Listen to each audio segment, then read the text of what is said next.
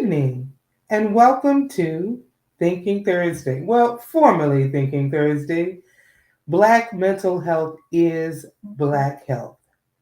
We are live, hopefully, tonight on both Facebook and YouTube. I'm trying a new platform, and it's so appropriate that tonight's topic is social media. So, wow, what a perfect way to do it. So, I'm going to do a quick check to see if we're showing. I'm not sure.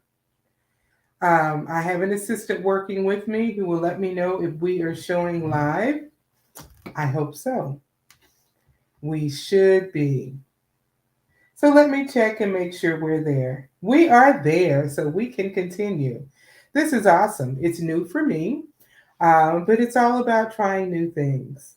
So, tonight, as I said, we're going to be talking about social media, the good, the bad, the ugly. And it's all three. But as always, we're going to start off with some deep breathing. We need to just decompress from today. Maybe you've had a stressful day, maybe you've had a great day, but either way, some deep breathing is good. So we're going to do that. If it's your first time here, here is what I want you to do. Put your hands lightly on your stomach. The reason is as you breathe in, when I get ready to tell you to breathe in, you're going to breathe in so deeply, you're going to feel your stomach expanding because you're not just going to take air in your chest, which is what we usually do. You're taking it in, you're filling up your lungs, you're breathing it in. And as you do that, you will fill in your lungs. More oxygen is going throughout your body, it's going throughout your brain, and it allows your body to calm down. So we're going to take 3 deep breaths that I will count you in. I will tell you to count in for 4 and out for 4. And I'll do the counting. So all you have to do is breathe. So let's practice it. Breathe in, 2, 3, 4, out, 2, 3, 4. In, 2, 3, 4. Out, 2, 3, 4. One more. In, 2, 3, 4. Out, 2, 3, 4. I always have to get one deep breath in myself. So, as I said, tonight we will be talking about social media. Now, a lot of people are involved in social media. If you're looking right now live, you're dealing with social media because you're either on Facebook or YouTube, and that's social media. So, I want us to just look at, as I said, the good, the bad, the ugly of social media. There is so much involved with social media. It's not all bad. And when we think of social media and the negative, we typically think of, oh, those kids on social media and how bad it is and how much they're on there. But it's so much more.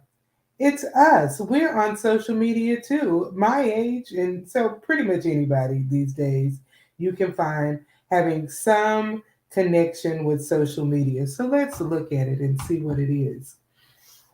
Um, Many of you may know I like research. So when I pick a topic, it's something that I'm going to research and find more about.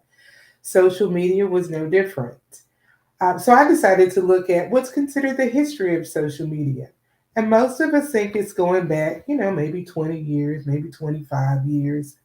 But there are some precursors to social media that you might not be aware of.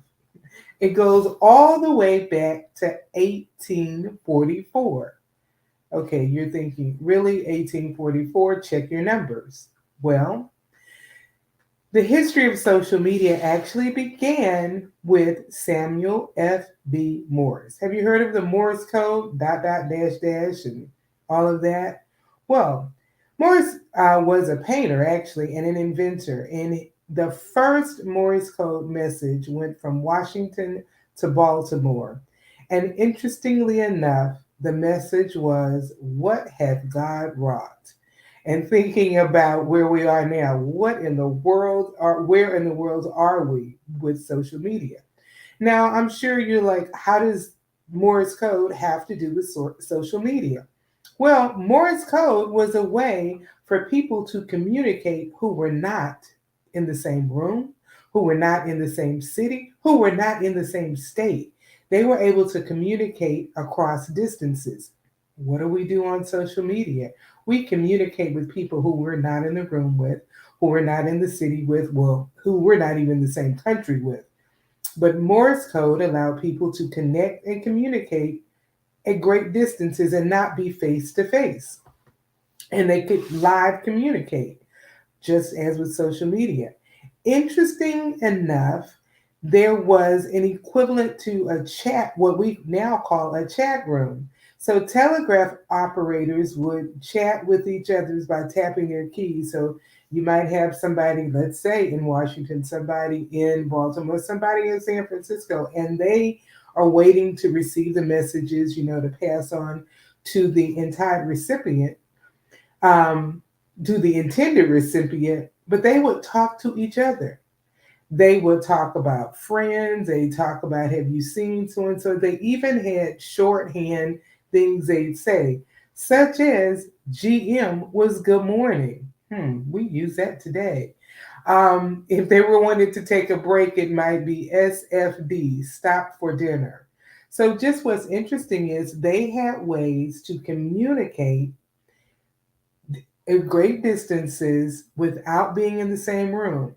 That really is a precursor to what we have as social media today. We don't think about it. And there were romantic relationships that were developed over this platform. People would, fall in love with somebody they talked to. And last thing about that, there were also people then who preferred to talk that way than they did face to face. So I just found that so interesting that some of these same things that we see today were true in the 1800s. I guess people don't really change a lot. There's some things that do stay the same. So they had their online camaraderie and online group of friends that what we see today was evident back in the 1800s using Morse code. So when you look and think about where did social media began, that's really its origin. Wasn't really connected to social media, but you can definitely see the parallels. So where did modern day social media as we know it? Let's look at a little history. Back in 87, which is still even further than we might think, a direct precursor to today's internet came along with the National Science Foundation, launched a digital platform, NSFNET, National Science Foundation, um, and it lasted for about a decade, but it was the first true social media platform, the first true type of internet use, and it was more for a government use. But it gave rise to things such as 6 Degrees, which was a profile uploading service in 1997. Still longer ago than we think about. So let's see where that evolution has brought us. So back in 2001, which is more where we're thinking about modern social media, there was a platform called Friendster. It did attract millions of users, and it enabled people to share email addresses and basic online networking. So it was a networking tool.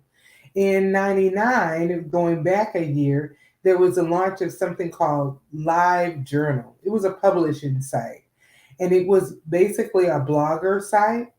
Then around 2002, LinkedIn popped up. And LinkedIn was founded as a networking site for career minded professionals.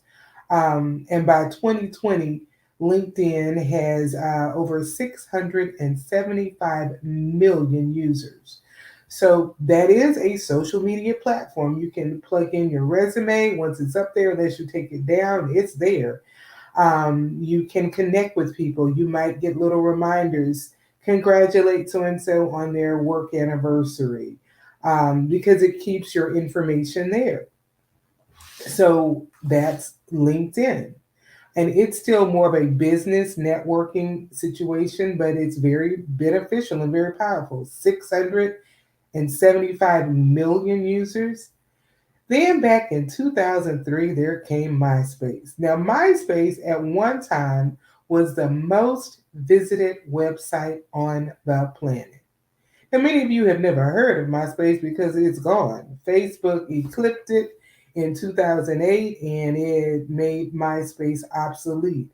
But MySpace was the platform that was the foundation for so many things you see today.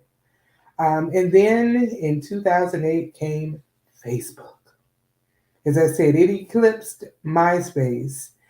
There was Reddit, which was launched in 2005. It was a news sharing platform. So there's so many different ones. And let's look at some of the ones that are big today, and we'll see they're not that old. Twitter was founded in 2006, Instagram in 2010, Pinterest 2010, Snapchat 2010, TikTok, which was founded in China 2016. So when we look at it, just social media in and of itself is not old. Social media as we know it today. And the platforms that we love so much and use, they are not that old. It's still a new phenomenon. And it's a new phenomenon. We're still learning what are we going to do with it. We don't know. But we do know that there is some negative sides and lots of positive. Looking at some of the greatest positive things to think about, it's a way to communicate. You can communicate with people. You can DM people. You can message people. You can communicate. You can find out what's going on with friends. If you, I don't feel like talking, but I just want to catch up. You can do that as well. So there is so much you can do. But there's a lot that's not healthy. And I want to look at a little of that. And as I said, we often think of, oh, those millennials and those teens and Gen Zers, they're just always on social media and it's so bad for them. But I guarantee you, it's not just them on social media. Social media, there are people, for instance, on Facebook of all ages, people in their 80s that I personally know that have a Facebook page and check it a whole lot more than me because I have one because I post, because I do the show. And on my personal page, I post a scripture every morning and that's about it. But there are people in their 80s that I personally know, in their upper 80s, that are on Facebook. There are people in their 20s that are on Facebook. And that's just one. There's so many others, but I'm using that to let you know that social media is not just for our children. And so adults might think, well, but see, all that negative stuff about it won't impact me because I know better. But let's just look at some of the risks of social media that can impact anyone of any age. So, social media in and of itself has a reinforcing nature. The more you use it, the more you want to be on it. It draws you in. There is a documentary on, I believe it's Netflix, that talks about the algorithms and how they are used to draw you in. Kind of scary. Um, but it is purposed, so it does draw you in. But it also can release dopamine in the brain. That's that feel good chemical because you're on it and it's fun, it's exciting, but it activates the same part of the brain that gives you pleasure. So you're there and it's pleasurable, but it's enjoyable. However, They also can be addictive and can cause anxiety, depression, and even physical ailments. Because once the anxiety and the depression comes in, your body can tend to break down. This is when you're using too much of it and you're on it too much. So, yes, even physical ailments as a result of being on here. And we'll talk more about the anxiety and depression. So, how prevalent is it? Pew Research shows us that 69% of adults and 81% of teens use social media. That's a lot of people, a whole lot of people on a whole lot of people using social media. 81% of teens, pretty accurate, but 69% of adults. And as I said, we tend to think of it as, something that young people use. 69% of adults. I wanted to just sink that in. So, in general, this puts a large percentage of the population at risk for some of the negative things. Remember, I said anxiety and depression can be a byproduct of being on social media too much. So, let's talk about that. How does that work? We think about, our kids and, they're watching things, they're seeing their friends doing all of this and they're not a part of it. There's a real thing, FOMO, fear of missing out. And it's not just kids, adults who are looking at it too long. And you see everybody doing anything and their life looks so much better than yours. Well, most people are just posting the good stuff. So if I'm looking at it and I look and I scroll and I scroll and I scroll and I scroll and I see all of this and everybody's doing wonderful, yeah, I'm going to feel like everybody's life is so going so well. When in reality, you're just seeing that side of it. But it's easy to believe that. And it's easy. There is literally a term called Facebook depression.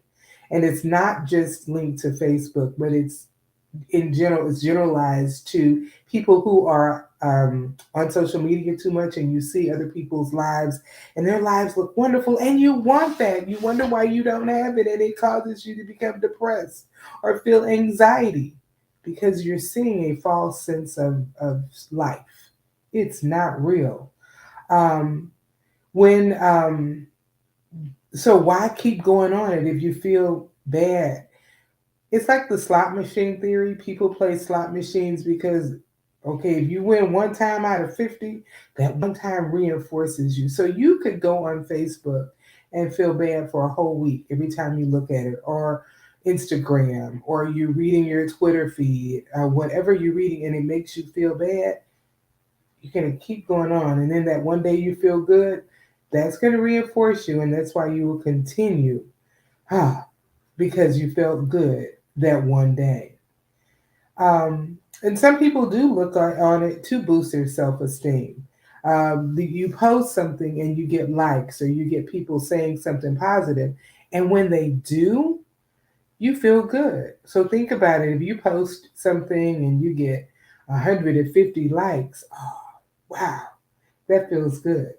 Somebody likes you or they like what you're doing. So when you get caught up in that like, that can boost your self esteem. But the opposite happens. You post something and you don't get a lot of likes. Oh, what's wrong with me? Is nobody following me anymore? Does no one care? Or it can lead to all of the negative self talk. Um, so that's another negative thing about it. Um, when you look at some of the research, here are some other things that happen. There is something called digital burnout. Now, what in the world is digital burnout? There was a study in 2019 that surveyed about 1,000 people who were American workers, and they found that 87% of people spent an average of 7 hours a day just staring at a screen. And this was before COVID. And more than half of them surveyed reported fatigue and depression stemming from the digital overload.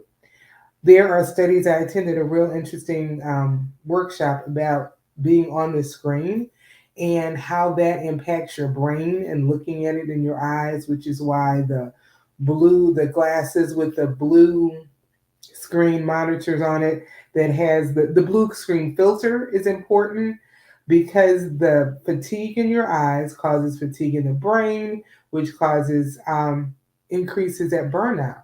Because so many people during COVID were on screen so much more. You know, if you were working from home, your job generally entailed you being on a screen.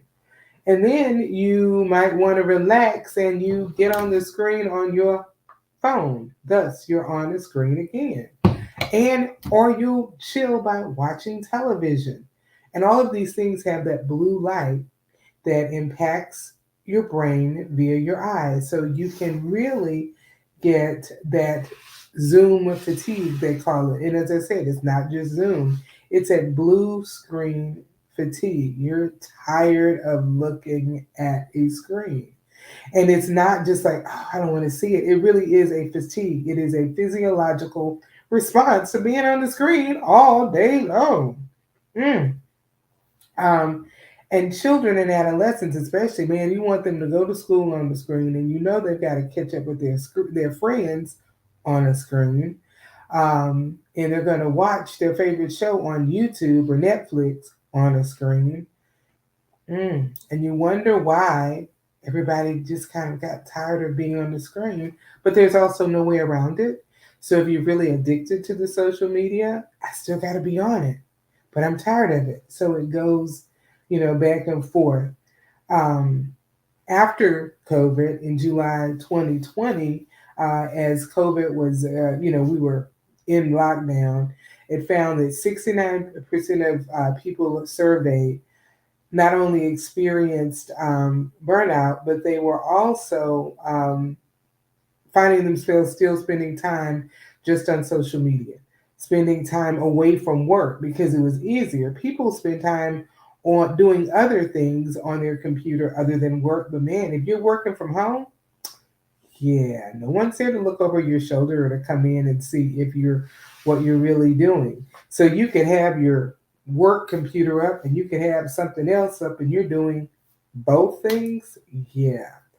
Um, some other not so good things about social media or just the computer use. The World Health Organization also talks about burnout, and it is a new this kind of burnout is a new phenomenon that is emerging. We really don't know where it's going to go, but the problem of digital burnout um, is probably here to stay. And some of the byproducts, again, are exhaustion, anxiety, depression, or diminished interest in work because you're too much on the screen. But think about our kids who had to go through school digitally. Their anxiety and depression did increase. Their desire for school decreased. I just don't want to do this anymore for so many. Some really did do well on that platform, but so many were like, oh, I'm just sick of it. And when you look at it this way, it makes sense. It's part of the same things as a burnout, and we don't think about it, but the symptoms are the same. So they can be burnout on screens as well. So this can have, as I said, an impact on your mental and physical health. Some other things, and I was planning to end this show in 30 minutes instead of 45, but as my son told me, that's not going to happen, and looks like he's right because we're still talking about some of the issues and negative things. Um, let's look at how it impacts relationships. Even 20 years ago, 2020, if somebody wanted to bully someone, they did it personally. If your friend dissed you and went to the mall and you're in middle school, your best friend found a new best friend, you didn't find out until somebody told you personally. Now, your best friend can have a new best friend and you find out because you're on Snapchat or you're on some social media platform and they're all at the mall without you. Not only do you find out, everybody else finds out. So now you lost your friend and everybody knows it. And in middle school, that's devastating. So it impacts how we see people and how people see us. And so that's not so much cyberbullying, but how it impacts someone's self esteem. When you're in middle school, so much of your esteem, your worth is how others see you. So when you don't know your best friend is not your best friend anymore and you find out on social media, that's devastating. But that's real. Adults can be vulnerable too to social media. Adults and teens, and when I say adults, I mean older adults as well as so any of the age adult. It impacts how people see themselves. Plastic surgeons have seen an uptick in requests for plastic surgery since the advent of social media because everybody wants to look like so and so, whoever that influencer is, and it impacts different ages. You're seeing more of a desire for teens to want plastic surgery. Your body hadn't even finished developing, and you trying to modify it and change it. Really? Um, yeah, but it happens because of what we see. If you look at something long enough, you want it, you long it, you believe it to be normal. You can airbrush and change how you look on Facebook. So everybody is seeing you look a certain way, and not even how you look. Really? But that is how you are perceived to look, and others are jealous and they want to look like you. Oh, because you look so good, and that's not even you. So social media helps perpetuate this false sense of self that others envy that's not even real. Wow, how crazy is that? Um, it also, I like to talk about kind of here's the problem and now what do we do about it? So, social media, as I said at the outset, it's here to stay. It's not going anywhere. Excuse me. So, what do we do with it? There are good. I said the good, the bad, and the ugly. I told you about the bad and the ugly. Let's look at the good. It is a way to connect. It is a way to find out what's going on with people who are in your life. There are some people. There are your high school page, your graduating class, and you get to connect with former friends. You might connect with colleagues. I've had, people I work with from 15, 20 years ago. We reconnect via Facebook, because that's about the only one I'm on. I have some of the other platforms that I'm learning to use for business. But people can connect through different places, through LinkedIn. So it allows you to connect to people, and that's a good thing. When you can keep it as I'm connecting and not I need to be more like so and so, but man, I just want to connect. Um, it can allow you to find out what's going on. If people who are older look at Facebook to see, oh Lord, so and so died. That really happened. So people used to read the obituary. Now you can find out on Facebook. I'm not quite there yet, but I do know many people that is something they do. Um, you can use it just for fun. As I said, it can be fun. It does stimulate the parts of the brain that are the pleasure part. It does release dopamine, so you can feel good. So there are good things about it. But what do you do if you're the one who feels like maybe I'm on it a little too much? How do you know you're on it too much at any age? What if you take a break from social media? Now, I work with children and adults in my practice, and we think that, me and these children are just going to die if they're not on it. And they feel that way. But I've had more than one client in high school who lost their privileges for their phone or anything electronic. And at first, it was devastated, and their parents were the worst people in the world. And that was just torture. It was cruel and unusual punishment, everything they wanted to say. But they lost it for an extended period of time. And then in three different cases, we're like, you know what? It's not all that. I got it back, and I'm back on it like I was, but I learned that I don't have to have it. And these are teens who we think feel like, oh, I have to have it. And we're like, I did want it, but after a while, I was like, okay. So if they take it again, it won't have the same impact. Because, okay. Um, what about adults older than the teens? Can you take a break and not be on Facebook, Twitter, or whatever your medium is for a week? I remember doing Lent. I had a friend years ago who was on Facebook a lot.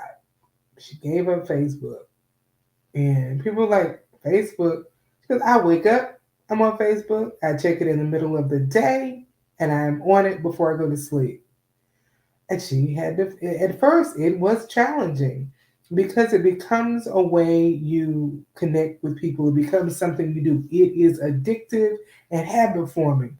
So take a break from it. If you're not quite ready to take that total break, maybe at night, because if you're the one who at night you have to look at it before you go to bed, put it on the other side of the room. But it's my alarm clock, see, and I need to have it. Okay, go to Walmart and buy a cheap alarm clock and leave it on the other side of the room.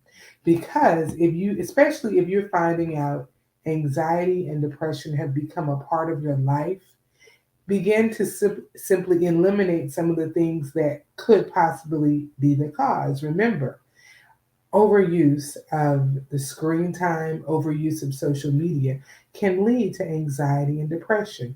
Are you on the screen too much?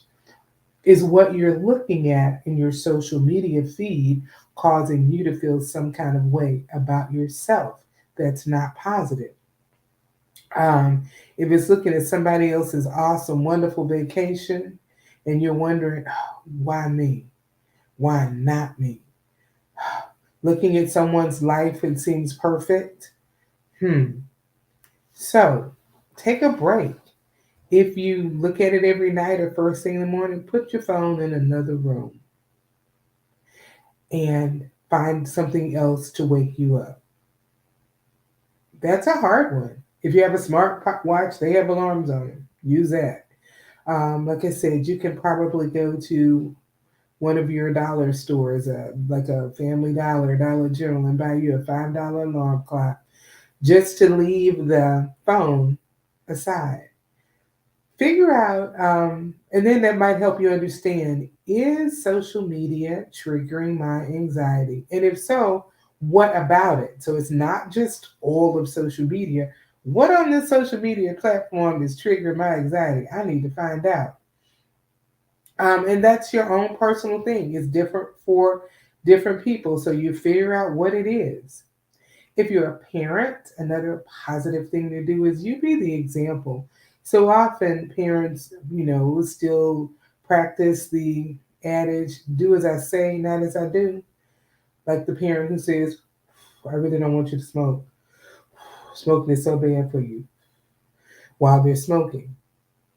Or the parent who is so distracted with social media that they're the one at the dinner table on their phone, but telling the child they use too much social media. So as a parent, you be the example. This one is a thing for parents and kids again, but it's a hard one. And that is monitor parents, monitor your child's screen time. When they're younger, it's easier. And there are apps that can tell you where you can literally see, oh, you've been on this, you paying the phone bill, you have access to a lot of stuff, and you can see, you have been on the screen for 18 out of 24 hours. Really? When did you sleep, dude? Um, Kids, as they get older, get more adept at hiding things, having the real Facebook page, the real Twitter account, and then their own that you don't know about. but to the best you can, monitor to keep them safe. It's not so much about snooping, it's about, are you safe? Are you doing things that are keeping you safe, things that are beneficial to you? So you want to know. So you want to monitor their electronics just to see what's going on. But then stop and monitor your own. Am I doing too much? Am I on here all the time? As I said, you might want to go back and see, is what I'm doing causing me more anxiety, more depression? Am I stressed out when I look at this? When I take a break, can you take that 2 week break that you have forced upon your child? When I take that 2 week break from social media, how do I feel?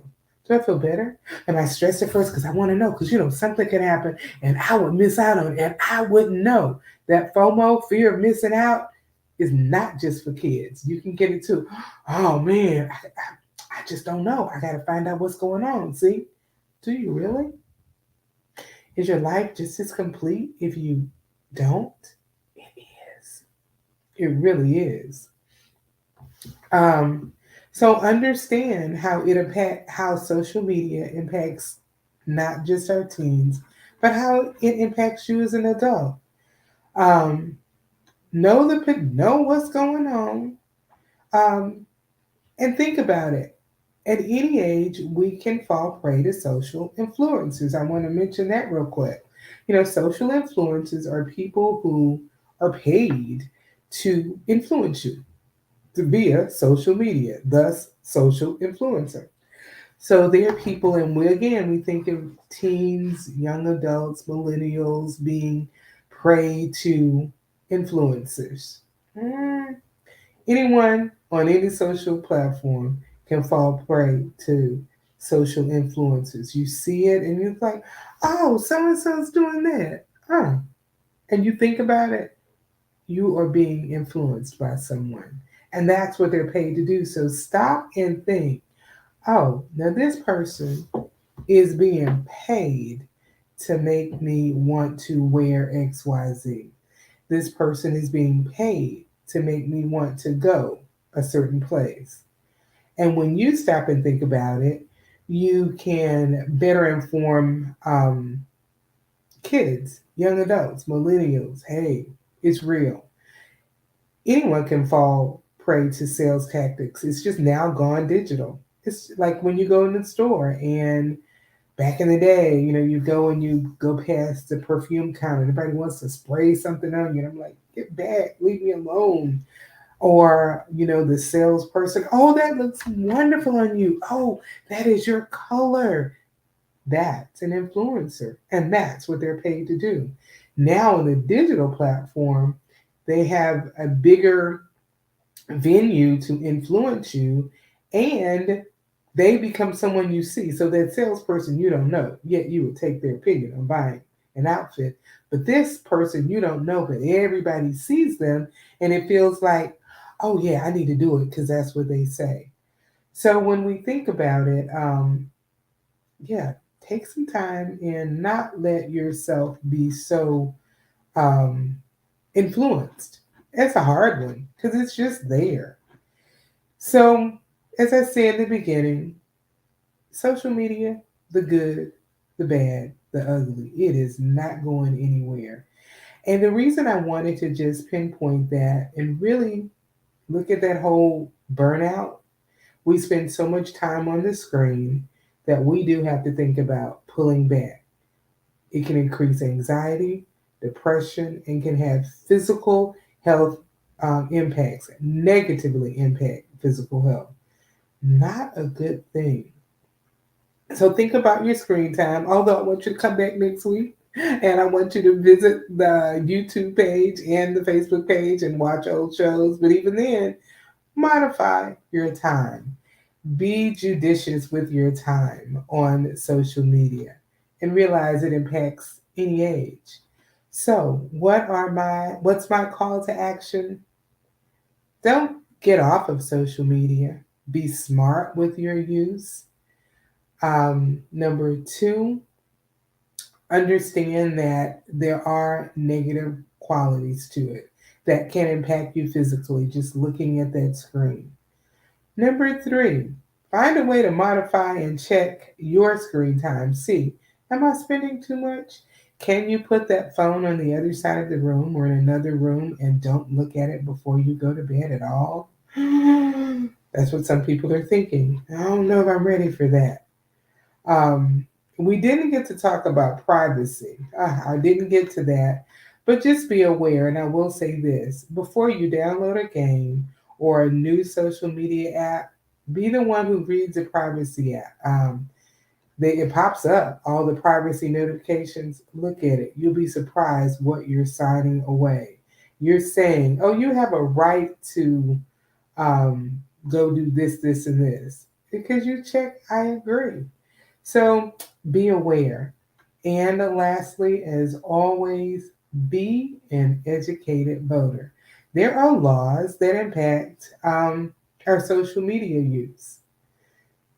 Some are good, some may not be good. Some you agree with, some you don't agree with. The only way you can have that impact is to know who you're voting for. What do they think about it? I find everything has to do with mental health and how we vote as well. So be that educated voter in every election. And speaking of that, I gotta say, yay, happy that Kedanji Brown, we finally have an African American female sitting on the Supreme Court. This is a day to say yay and to celebrate. So I'll see you next week here on Facebook Live or YouTube for Black Mental Health is Black Health. I'm your host, Bronwyn Lucas, licensed professional counselor, here to talk about all things mental health. See you next week.